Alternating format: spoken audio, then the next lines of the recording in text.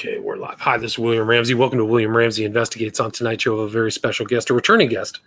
Her name is Roberta Glass, and she hosts the True Crime Report, which you can find on iTunes. And according to Listen Notes, it's in the top 1% of all listened to podcasts in the world. So people go check that out. She covers a variety of subjects.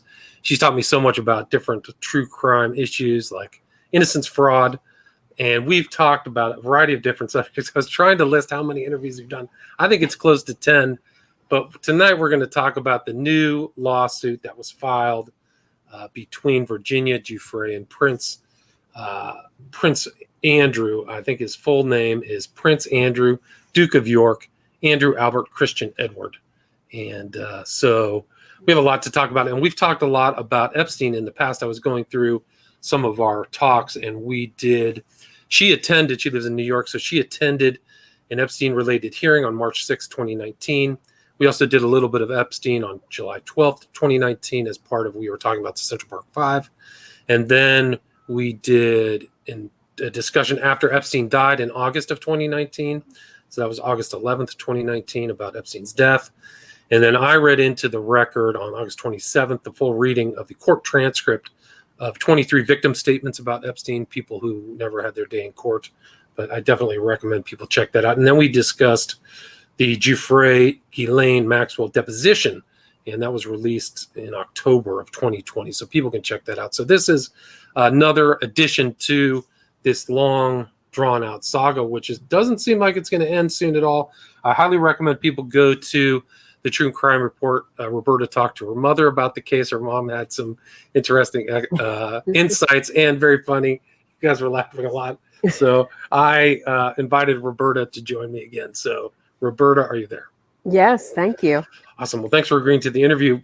So what's your kind of initial impressions about this suit? I think it was filed just August 9th, I believe, was the filing date. And it just kind of continues on in this Epstein saga. It's not really going away. What are your initial thoughts? I'm very interested in it. I think everybody can agree that it's more a strategic lawsuit than it is an actual lawsuit that we are, how do you put it, that we could expect Prince Andrew to be punished. Right. Or go to court. Right. So it's strategic in the way that has to answer to it. So if he answers it, then he can do one thing, which is say he's going to show up for a deposition and then postpone it and try to keep postponing and postponing and postponing and postponing and postponing the court appearances. So it never just keeps getting pushed down the road.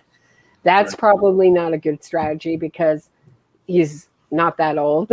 and Virginia Giuffre has determined that she will see this out. And she's made many lawsuits, so many lawsuits that I don't think I could count them all. I think, what is this? Maybe lawsuit 10, 15? Something, yeah. There's very many. So his other option is to not answer it. And then if he doesn't answer it, then he forfeits judgment if it goes forward and she wins. And then they're putting the amount of money that she deserves to a jury. And I can see a jury being very sympathetic towards her. And then there's this amount of debt that he owes for this lawsuit that's going to haunt him around. Like, he's never going to come back to the United States. That's for certain. He's not going to step foot. And that's something I saw in the Nexium trial with Claire Bronfman's sister. She's in France, where she can't be extradited, and she's never going to step foot. Ditto Prince Andrew. He's never going to come back to the United States. He's going to stay in the UK, and he's going to avoid this. And I think they're going to try to hide him away. I think you're right. And I think that's indicated in this civil filing where they said they were going to have a tolling agreement that they included at the end of the filing, if you recall that. And they didn't get anything back from his attorneys. They just basically, didn't want to respond. Do you recall that part of the complaint, that filing? Yes, and he's just been completely incooperative while saying, "Oh, well, yes, I would cooperate." And one thing I brought up in the interview with my mother is that some people close to the palace said that the FBI, Prince Andrew feels the FBI has broken trust by releasing that he hasn't been cooperative. Oh, wow. So what does that really mean? That and he believes that the FBI has to build up trust for him to cooperate again. That is the biggest amount of foolishness that I've ever heard. Yeah, I mean, what are we, best friends? Him and the FBI, they have to build trust up. What are they, dating? You know, just answer the questions or say you're not going to answer the questions. But all this ridiculousness and the fact that I'm starting to see, which I didn't see in the beginning, some supporters of his, and I wonder if they're real people or they PR bots or what, going after Virginia in the comments and YouTube videos and supporting him. Now, these have to be either they're PR bots or they're the most naive people in the history of the world. And if so, I'm sure there's a bunch of lawyers who want a list of these people to put them on juries. Right. Because anyone who saw that interview in the BBC Right. did, and believed one word out of his mouth, I feel so sorry for them. I don't know who they are. Are they living in a bubble? What's their worldview? Because if that's not the most obvious case of lying, the most car crash, disastrous interview, I don't know what is. That's not it. Totally agree, and it's going to come back to haunt him, because that's going to be involved in this case, I believe, for certain. I don't remember it in the complaints, but it's going to come up to damn him. There's pictures of him with holding on to Giuffre, that kind of infamous picture of him with his arm around her waist, with Maxwell in the background.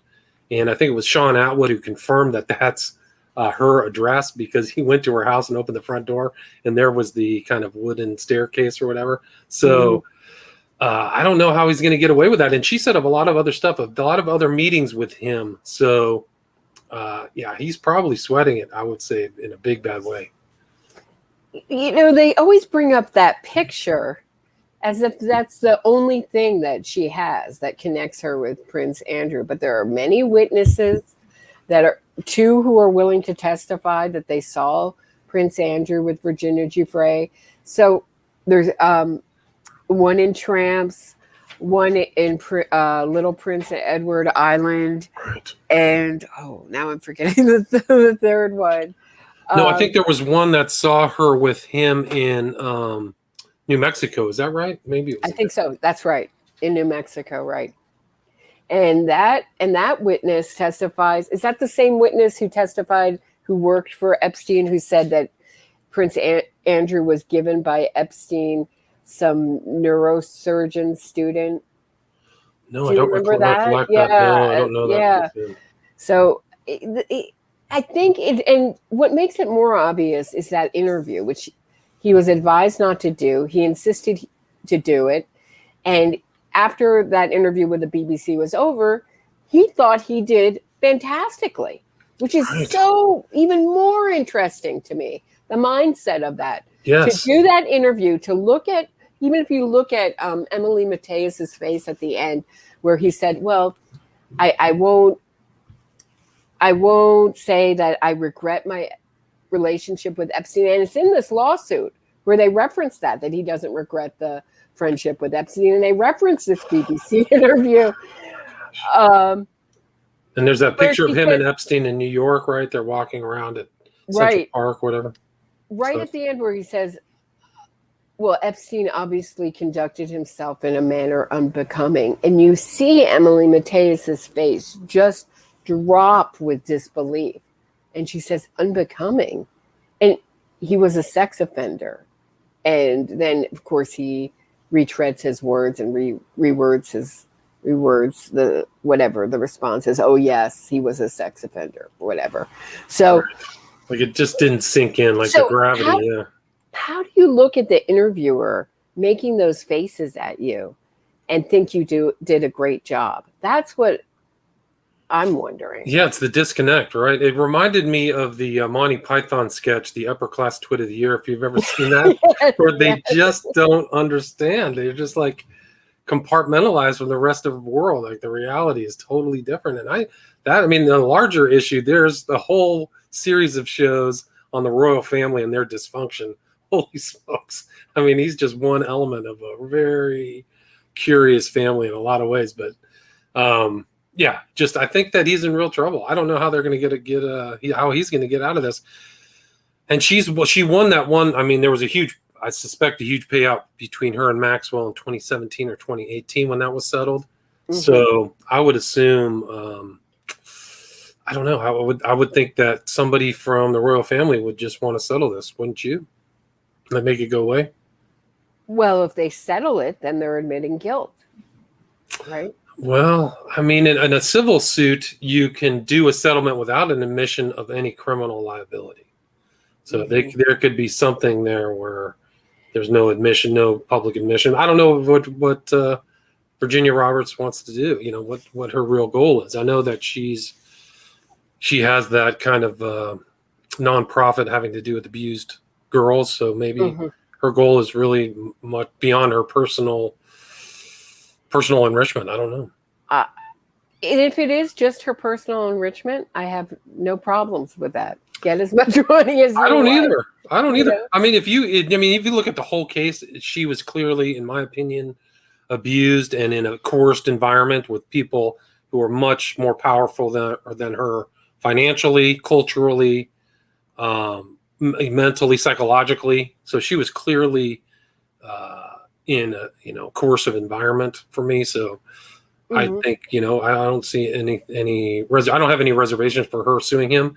I think that it takes a lot of guts. She's taking on the royal family, and they have they have certain resources. I don't know what their response is going to be. It's going to be interesting to see how this plays out. She has amazing strength, and that's another thing that the lawsuit talks about is the props that Epstein used. Now, we all saw those pictures of his house with the naked picture, that weird art and the naked picture art of women. And in this lawsuit, it talks about how those things were used and pictures of himself with famous people to intimidate the girls, to create an atmosphere where this kind of open sexuality and sexualized atmosphere was normalized. And I thought that was very interesting because don't you remember when those I think it was of his Florida house leaked, and we were all thinking, what the heck is this about? Yeah. What is this weird art about? And all these nude pictures. What is this about? It's so creepy and weird. And it was really interesting to see it contextualized in the lawsuit where they were saying they always, Maxwell and Epstein always reminded their victims of all the famous people they knew.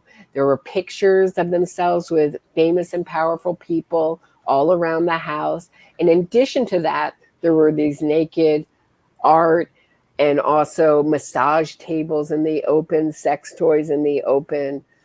And that created this kind of atmosphere of not only coercive control, but normalizing this kind of abuse, the abuse that they were going through. Right. I mean, in the complaint, they use interesting terms. Sometimes you see kind of non-legal things in a complaint, like it's time for Andrew to be held into account right there at the end. But also, in Section 19, they say Epstein had perfected a scheme for manipulation and abuse of young females. So just the word "perfected" is interesting. Just saying that he had his.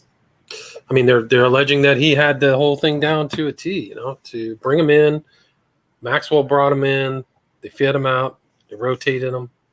So it's pretty fascinating.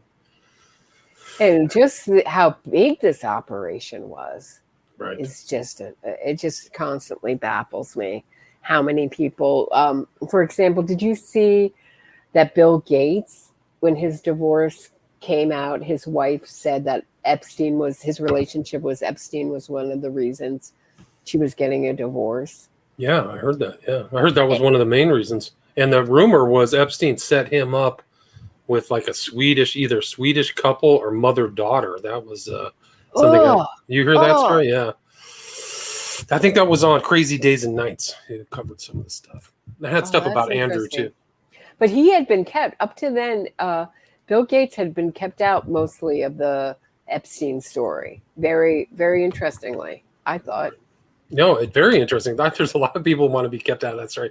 My understanding is that what's Andrew's brother? What was Princess Diana? I heard that he was friends with Epstein, not as much as Andrew, but that he's kept himself away from Epstein. What's his name? The Duke of Windsor. What's his name? Gosh.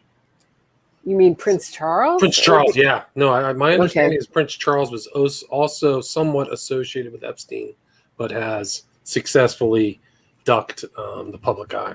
Oh, well, he's getting great press. He's getting press better than most of the royals right now, saying that he wants to X him out of the royal family and he's disgusted with his behavior. So good for him. I mean, not good for him for getting away with it, but it just kind of, if that's the case, then he's really manipulated the public or the PR there. Yeah, no. I don't really mean good for him, but just in that's really slick. No, it's a lot. There's a lot of stuff going on. And Virginia Giuffre is still suing Dershowitz. I think that case is still ongoing. So there's still filings going on in that. So she's got Dershowitz and Andrew. Oh, my gosh. Yeah. I mean, Dershowitz's career is just, his legacy is just ruined. Yeah. Wrecked. Gone. But yeah, so Dershowitz got Boyes kicked off of that case, but Boyes is back on with Prince Andrew. So they have, they've got a power lawyer again on the Andrew case. So, well, don't you think she'll be able to find an excellent lawyer for her lawsuit against Dershowitz? Yeah, she did. She did. She got this guy Charles Cooper, is his name. So I think she replaced him out with an experienced litigator. Excellent. Yeah, and if you remember, I think it was when they got Cassell out, which is like one of the top lawyers in the whole country. I think that was the original case, even before Ghislaine Maxwell was the case with Cassell and Brad Edwards. If you remember that, Paul Cassell was the one who put out the response that included pictures of Dershowitz with Cernovich and all those people. You remember that? Oh, that was great. Yeah. No, I actually have that on my website. I suggest people go read that because it was a response to something. And you're really witnessing one of the top. Cassell, I think, was not a law professor, but I think he was the head law professor for the University of Utah or something like that. But it's on my website, William Ramsey Investigate. That response, I can't remember, response to something. He just roasted these poor guys. And this is really before even the Epstein case broke.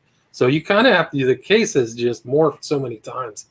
But it was really before, the public knowledge of Epstein. Maybe there was a lot of people who were studying that guy. It was Derek Brose was one person who was researching him, and then the other one was anti-neocon. What was his name? I can't remember right now. But there were a couple guys and I think Ed Opperman was researching Epstein a little bit. But before it even broke, there were still things going on even in the past. And some of those, let me see if I can find that document. Really interesting. So I think you said in the pre-show that Andrew was supposed to respond in 21 days, correct? Today, yes. It should be today from the July 9th filing. So he had 21 days to respond. I haven't heard anything. Have you? No, I didn't see anything.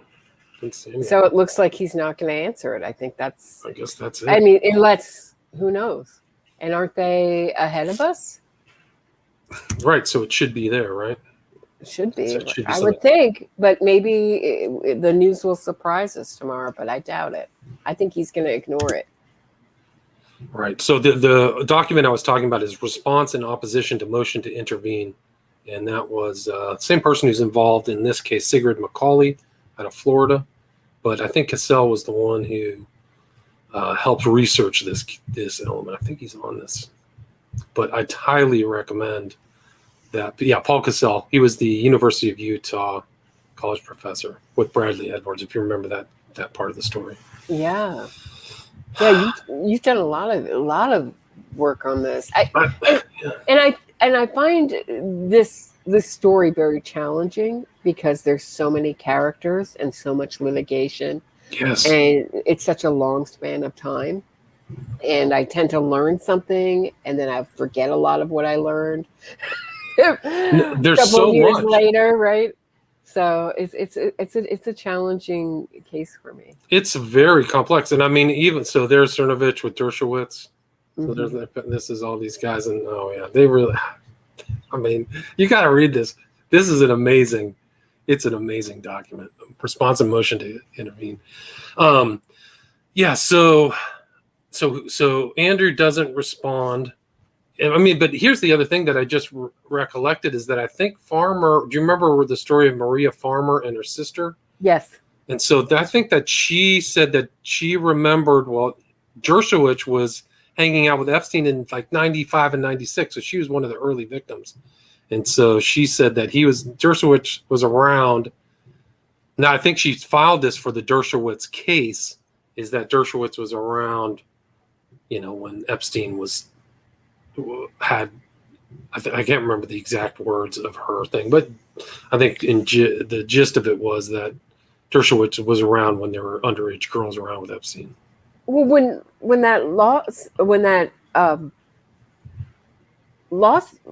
Epstein was arrested in Florida and pled guilty to prostituting a minor? What was it exactly? Apparently the girl in reality was 14, but then he pled to it being with a 16-year-old. And that was it. It was I'm trying to remember. It was I think that he ended up some type of sexual abuse element of it too. Dershowitz added himself into people who couldn't be prosecuted in that case. So he knew he was in that story. It's really hard to say you were never in that story. You never had that kind of massage from Epstein, blah, blah, blah. When you put yourself in a group of people who can't be sued in this story. That's an excellent point. And that was one of the big things when Epstein got arrested. His attorneys were arguing that anything that happened could not be prosecuted due to the global non-prosecution agreement. So that was back in 2019. When he was arrested in 2019.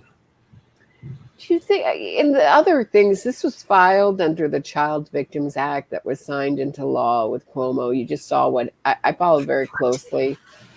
What happened? You're in New York, so you know all that stuff.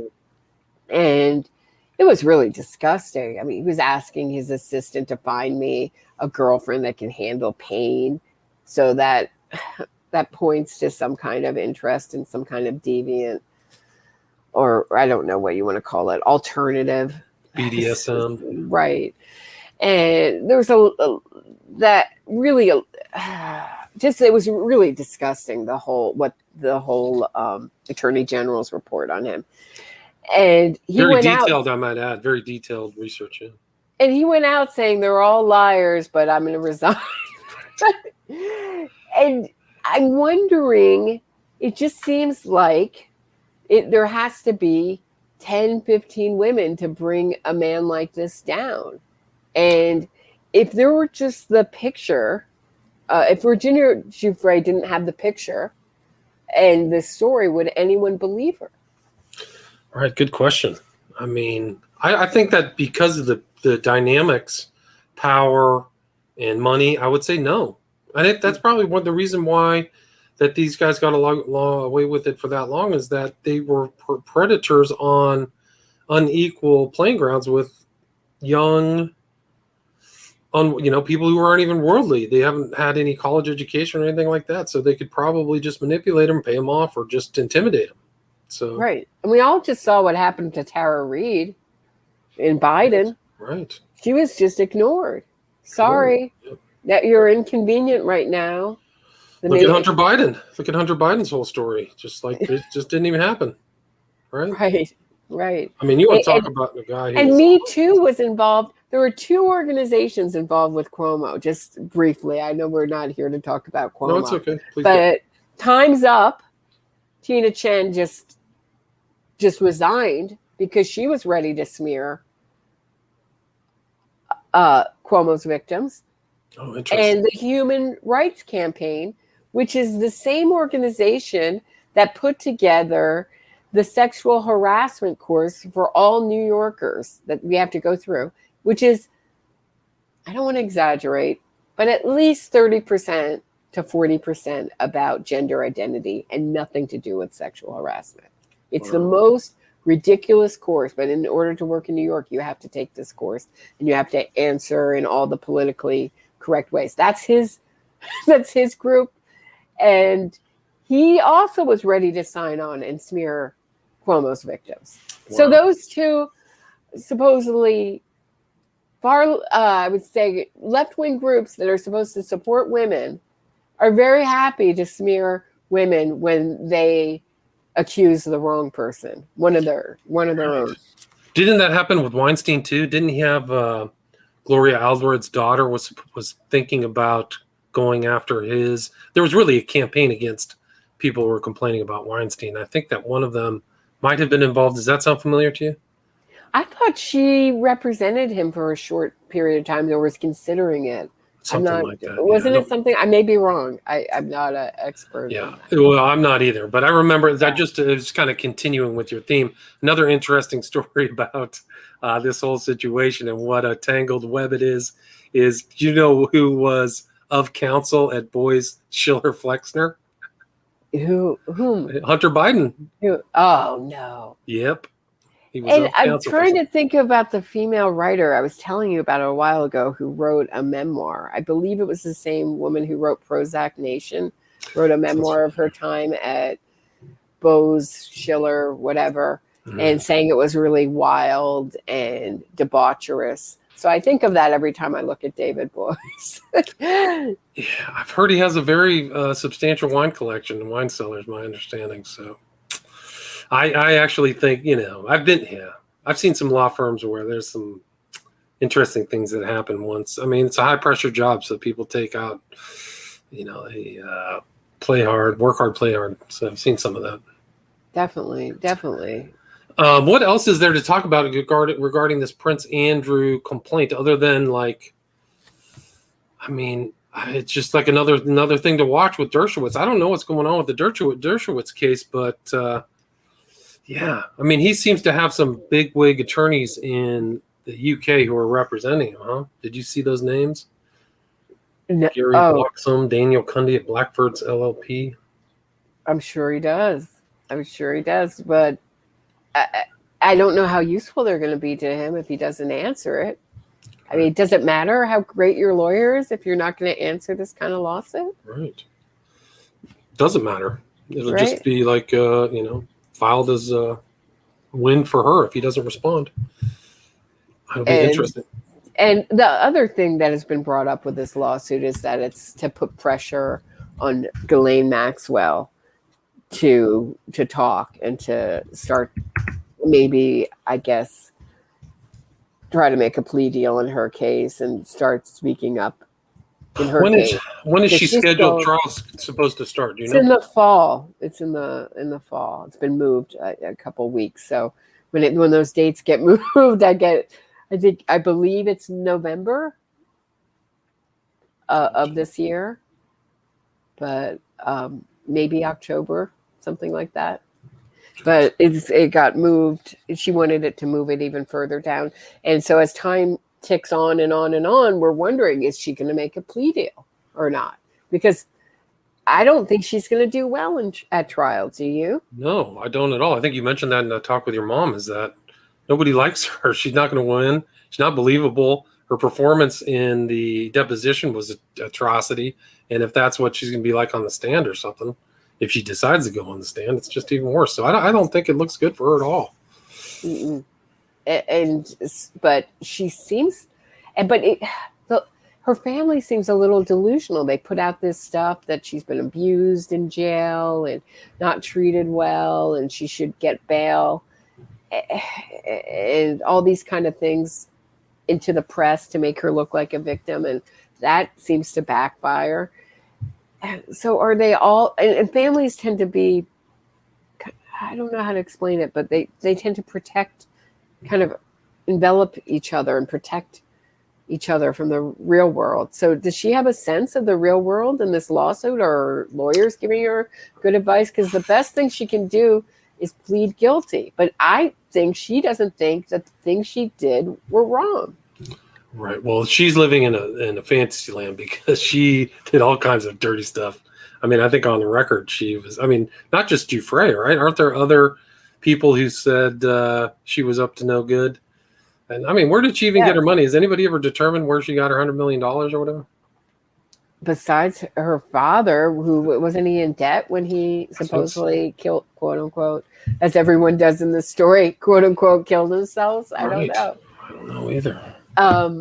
But the other thing is she was found with that phone covered in tinfoil, hiding her identity. I mean, how stupid not to go to France. How stupid. Really? Yeah. I mean, that's her background. Even if they came after her in France.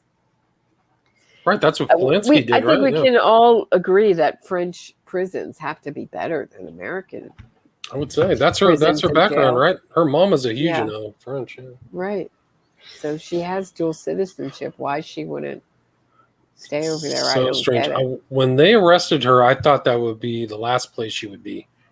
I literally thought like Brazil. Remember all those sightings and stuff? Right. She was at the In-N-Out in L.A. or supposedly. Is that a real picture? Because I saw the picture. She was reading this FBI or CIA book, supposedly an In-N-Out burger.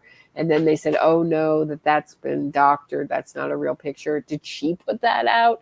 Is it a real picture? I have so many questions about that picture. There's a lot of questions about that. My understanding, somebody did kind of a real insight into that, and that one of the signs in the background that at the bus station was dated, and it had to have been like 2 years before, so that it was shopped.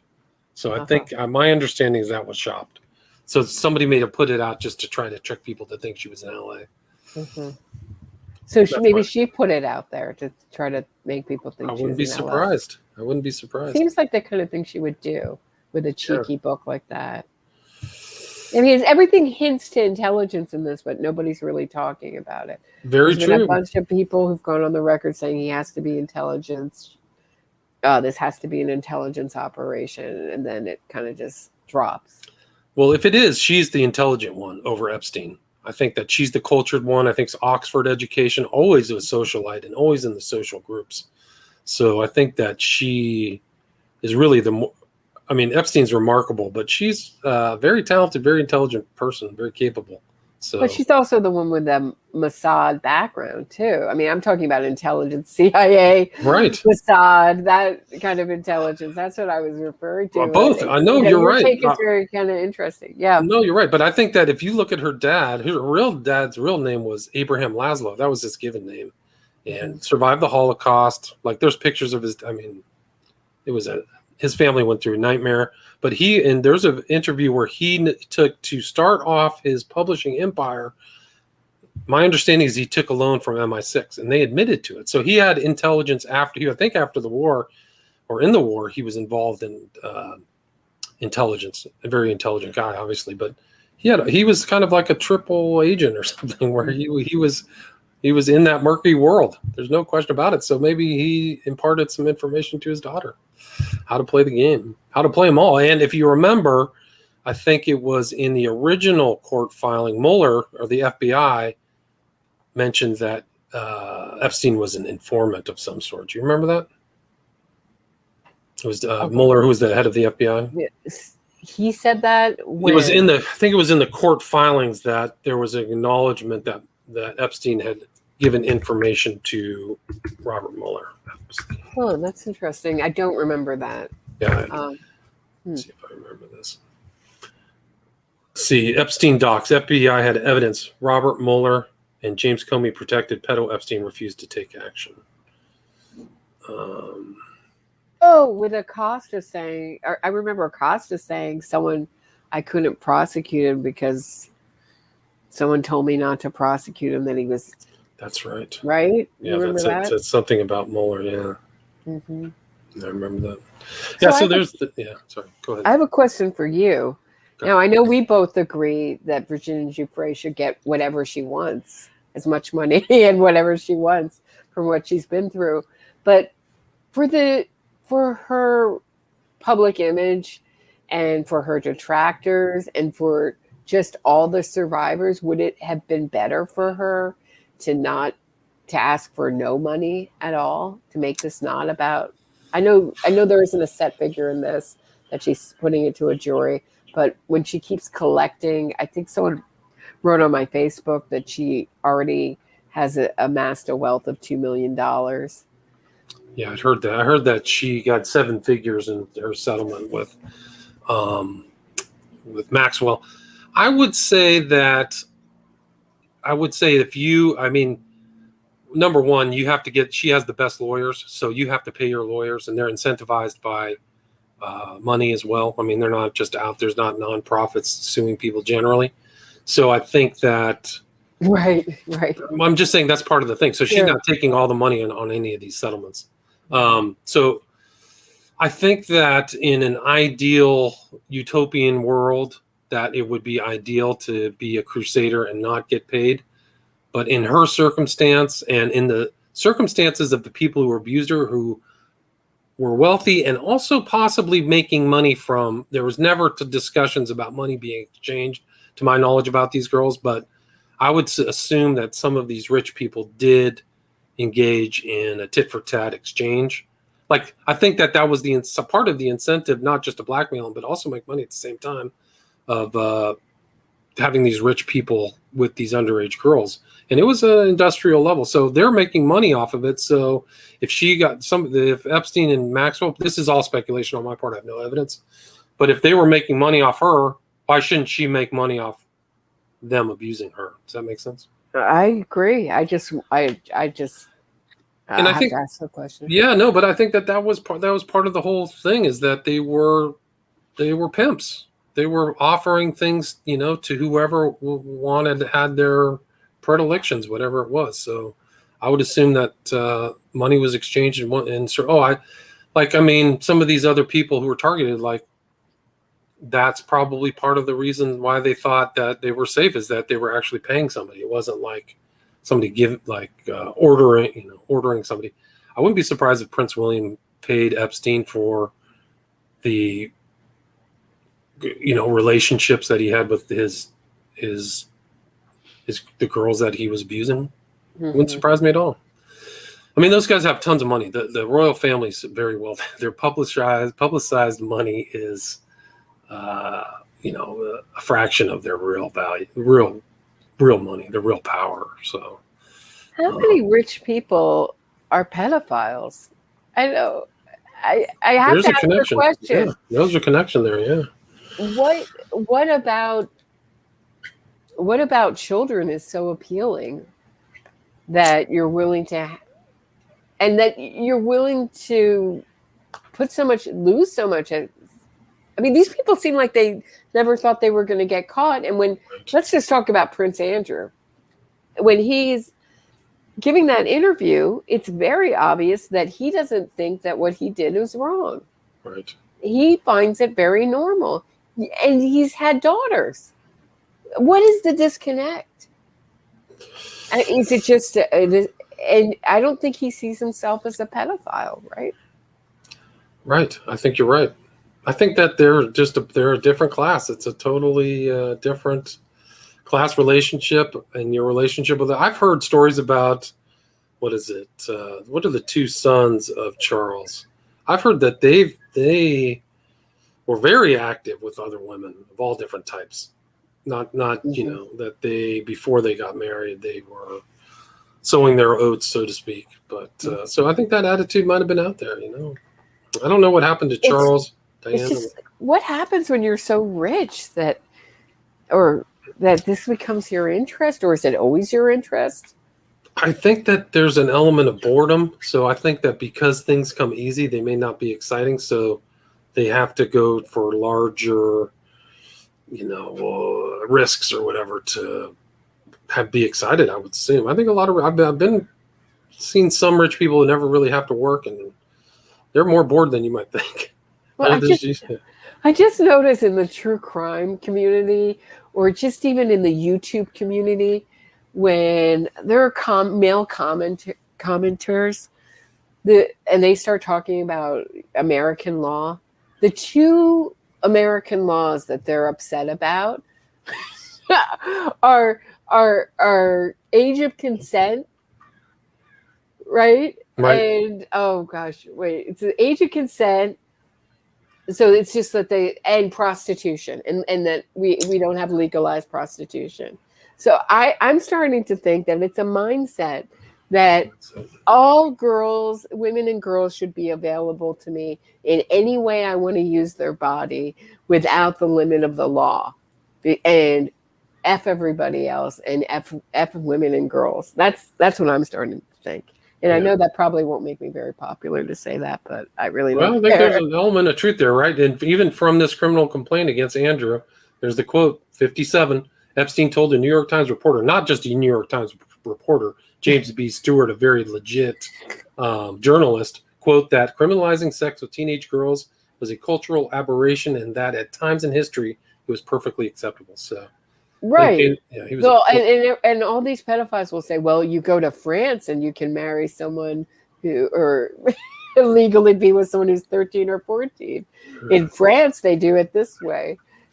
You know, you never hear someone on YouTube saying, "Oh, I wish we could get people to drive at age 14, or drink, or do drugs, or write contracts."